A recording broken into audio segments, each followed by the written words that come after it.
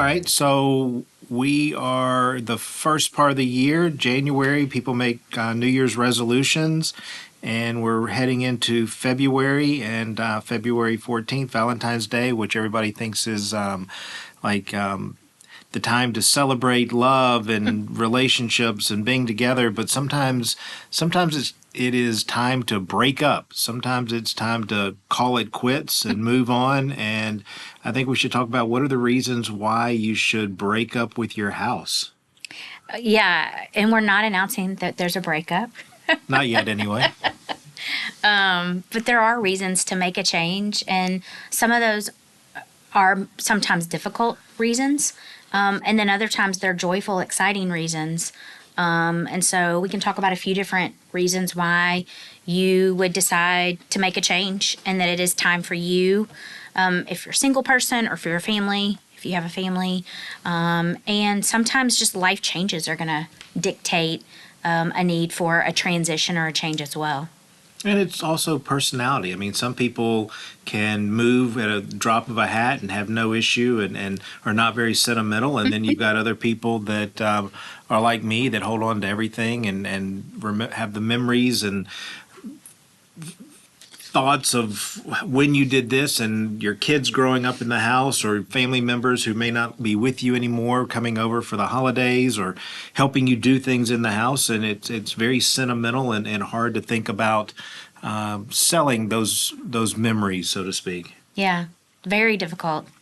Let's talk about some of the times when it does make sense to make a change and to break up with that old house. Absolutely. The first thought I think of is, when empty nesters. You've raised a family, or you've maybe even not had a family, but you were younger and you had a big house and you was the entertaining spot, and now all of a sudden you're reaching a point in your age where either you don't need the space, you and your significant other don't need the space anymore, your kids have moved out or they've moved out of town, and you're maintaining a large property, maybe a bigger yard, a pool, and just things that you don't want to maintain or deal with anymore. And as much as you don't want to give up those memories again, it is time to break up with that house and maybe downsize or move into a smaller place. Exactly. Or the cost of ownership. Yeah. I mean, cost of ownership can be quite high. And oftentimes, as you age, you're on more of a fixed income. And so, if you're trying to figure out how do I make that income go further, sometimes relocating and downsizing does make sense. Absolutely. Or possibly even moving to the city where your kids or Yeah. grandkids are. Absolutely. We that all the time. We're dealing with several people right now that are wanting to get closer to their grandchildren, so they're going to be selling their home. Exactly. And I've even had some clients over the last year, a couple that have wanted to downsize, did downsize, and then decided it was too much downsizing. So they needed a little bit more space, somewhere in between where they were and then the new place they had chosen. So it's interesting, and it's sometimes hard to know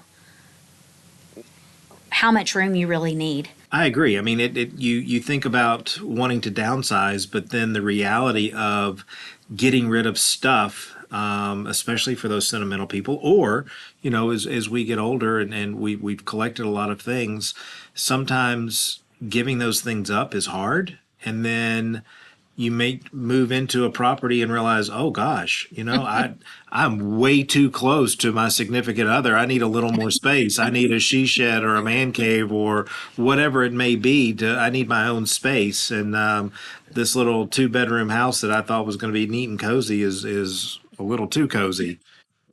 All right, we're going to play a little game. I love games. It's going to be Love It or List It. And I guess you're going to give me some input first, and I'll get to say if I love it or if I list it Sure. Okay. in that circumstance or in that scenario. All right. So the first one I'll give you is family member passed away. You've inherited a house. It's a great house. You love the house, lots of memories, but it's not convenient to where you work, live, and play, or maybe your kids go to school. What would you do? That's a tough one because I know there are some people who will not drive every day to where they need to go, and they'll be miserable. And I know other people like a ramp up time and a ramp down time before they get together with their family and love the drive. So I think it's not cookie cutter, and it's each to their own. I know what I personally would choose. because I want to get my stuff done, my results done. I don't like to drive a long time. But I think it really could go either way. So that one, it's a tie. Okay. All right. Um, let's see here. Let's say you are working for a large company and they've been able to allow you to work remote, which is what everybody did from COVID. But now, and during that period of time, you did like everybody else. You went out and you bought a new house because you needed the space, you needed the office. But now all of a sudden, they're wanting you to come back into the office and work 5 days a week in the office. And the house you bought is about a 45-minute drive. So we're kind of dealing with the same thing. Wow. In that scenario, I would be challenged. I would consider if I was close to retirement and had the ability to not work long term. Maybe there's a short term period in there where a 45-minute drive wouldn't be so bad. And then I think really deciding between the home and where you've built your new life there in a remote setting versus the job and comparing the two. I think the other thing to think about, I'm going to jump in and answer a little bit for you as well, is I'm used to that. a lot of people are in this situation right now. They bought during COVID, so they've got great interest rates. Yeah. And they've got a house that they love, and so they're going to be giving up that rate and selling a house and potentially having to buy something that they are paying more for, and it's not as nice of a house as what they've got right now. So that's a tough decision. It really is. I mean, I do have a very specific opinion on the interest rate side of it. I think if you have outgrown your current house or you need to downsize or you need to make a change, I think that interest rates, I'm going to say they shouldn't hold you back, but I say that because there are creative ways that you can work around interest rates a lot of times. You can do a buy down, you can have the seller possibly pay for a buy down on interest rates to get a lower interest rate. So there are a lot of options. I wouldn't let the interest rate hold you back because there's so much creativity when it comes to financing these days. And now it's your turn. Okay. What would you do? Love it or list it? We work a lot with military families, have military certification and accreditation to work with those groups. And let's say you have orders to go elsewhere. Would you keep the house as a rental and kind of have a tight budget for a while with another house and this as a rental? Or would you sell it and just have the one house in the future?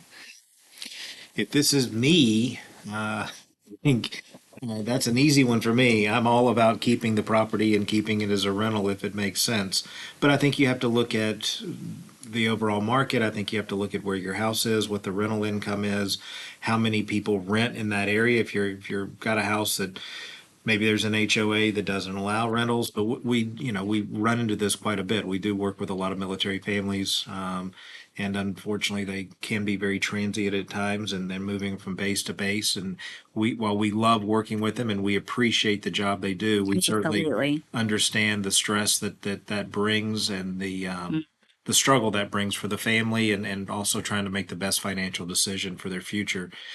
We do know a lot that keep their house, especially if they have got an area that they love and they've got, again, a great rate in a great area. It's the house that they love, and they may be thinking that they're 5 years out from retiring from the military. And when they do, they want to come back to that particular area. We see that a lot. They'll hold on to that house, they'll rent it out because their intention is to move back there when they do retire. And then you've got others that are building kind of a little nest in all these different cities for long-term rental goals. And we come across that quite a bit as well. They have no desire to ever come back to this particular area, but they're going to hold on to the house because they do know it's a big military community, and that trying to rent it to other military families is pretty easy. And it's a good financial decision for them. So I think it just depends. For me, I'd love it and keep the house and rent it and for my long-term financial goals, but that's just me. I think you got to look at the bigger picture and what their goals are individually. Yeah, let's talk about a timing scenario for the military. Let's say their next duty station, the timing for that isn't clear. Maybe 18 months to 4 years. Love it or list it. I think it still comes back to what their long-term goals are.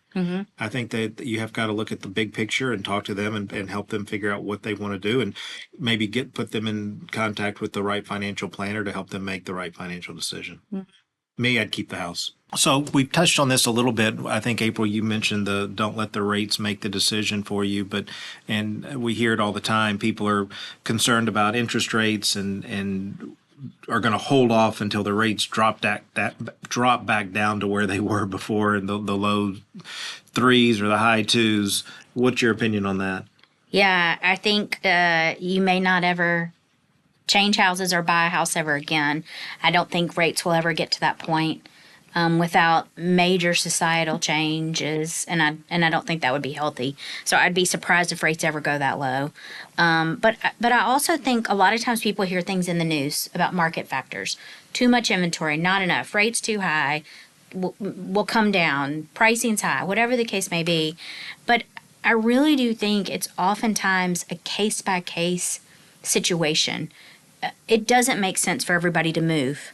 But there are scenarios certainly where it does make sense to move and financially it would benefit you. And so I think we like to assess things on a case by case basis because there are so many factors that really come into play that need to be discussed and assessed for us to help our clients most effectively. And so it isn't just interest rate. It isn't just one factor or element. I agree. That's my view. And we've said this on other podcasts or whatever you want to call it, other interviews with people, that you need to get professionals involved and get their expertise and their advice. Yeah. We just saw a deal this last week where someone had came to us and they were with a lender and were going to be making an offer, and their rate was in the high mid sixes. And after seeing that, we advised them that they needed to talk to someone else. And sure enough, they got almost a point less by going with a different lender. And so by doing the research and talking to other people and finding out what their options were, they were able to buy a nicer house and feel more comfortable with what they were going to be doing and helping themselves out financially quite a bit. Yeah. Well, I mean, we're all human. And so sometimes we're too close to things. And we don't have the expertise in that field potentially. So if you've got a professional working for you, tap into their expertise. They can shed light on things you don't know. I always say you don't know what you don't know. So they can shed light on considerations and different things to assess versus when you're too close to it sometimes. So I think it's really helpful to evaluate on a case-by-case basis, and then also really talk to the professionals who are dealing with whatever the topic may be day in and day out. For us, it's real estate. Couldn't agree more. That's why there's so many different fields out there, and they're professionals. Go find the ones that make the most sense, that you trust, and get advice. Absolutely. So, we played the game list it or love it. For those people that love the house, but for whatever reason, maybe it's the best location for them, or it's on a piece of property that they like, or memories or whatever, but they want to make changes. Mm-hmm. So sometimes people may not love the house, but they don't want to sell it or they can't sell it. And so renovations come into play, and we help people all the time trying to find the right contractors and give advice on what to do. Again, for me, it's passionate about helping them long term and their financial goals and protecting their money. But you always want to make sure, again, it's going back and finding the professionals mm-hmm. that you can trust, because mm-hmm. the last thing you want to do is to overdo a neighborhood, overbuild, over update, and not be able to get the money back if you do want to sell or mm-hmm. get to the point where you need to sell. Any thoughts on that? Yeah, a lot of times people are concerned about calling in a realtor to help assess a home because they think, well, of course they're going to want me to sell it. And that's not the case. A lot of times we'll come in and give considerations around, here's how it would look if you do sell it.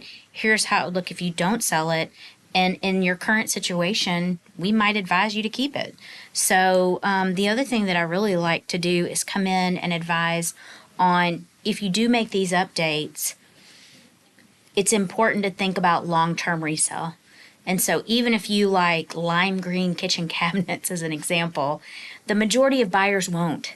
And so we like to share, by all means, do what you want to do living in the house, but be aware, these are the trends and this is what buyers are going to be looking for on the whole.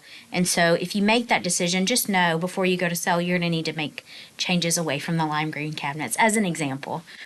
Absolutely. It's all about making educated decisions. Exactly. Get the information before you make the decision. Right. Yeah. On that same note is if you do want to sell and you realize that it is time to list it, what are your idea? I mean, any steps that you would advise? What would the steps be for someone who's never sold a house before? What steps would you recommend they take if they've decided that it is time to list it? Yeah.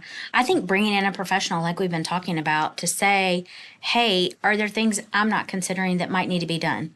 And it could be very little cost, but it could add a lot of value. And I know sometimes homeowners think, oh gosh, that front door's been bugging me forever. Well, that might not be what would bother the majority of other buyers. And so bringing in a professional that knows what might be the right priority of items to address and the right value to put on those, I think is really helpful to a homeowner that's getting ready to sell and thinking about it. Agree. I think making the right decisions on what changes, updates, modifications to the house need to be done before you list it, and also making sure that you've got good contractors that you can trust that are not going to take advantage of you in the situation, and make sure that you're not overpaying for it, or make sure you get the quality work that you need. Yeah, definitely. So just as we close out this session, I think one of the things that we definitely think about around, is it time to go? Is it not time to go? Is it time to break up with your home or not? Again, there are situations. I just had a client relocation, loved their house, loved it, but needed to relocate for a job to a different state. And so we helped them through that process. And I think it's important to think through, do you love your house and you're staying just because it's comfortable? Or are you staying because you really do love it and it makes the most sense for you at this point in time? And I think it's interesting to think about those things and why you stay versus why you go. Yeah, I agree. And, if you're going to stay in your house for the next 5 years, are there things that you want to change about it? Think about it. I'd love to hear people's comments and ideas, or if they want input or need contractors, please don't hesitate to reach out. We're happy to point you in the right direction. And on the opposite side, if you absolutely hate your house and it's time to go, or for whatever reason, or you love your house but it's time to list it, please be happy to talk to you and give you advice, and any way we can help. Yeah. Thanks for joining us, and we appreciate, as always, your input. So please, again, send us questions or topics that you'd like to see us talk about next time. And if you like us, then hit the like button or send a share out to someone else. We appreciate the input and the feedback. And comment on what you're going to change with your house.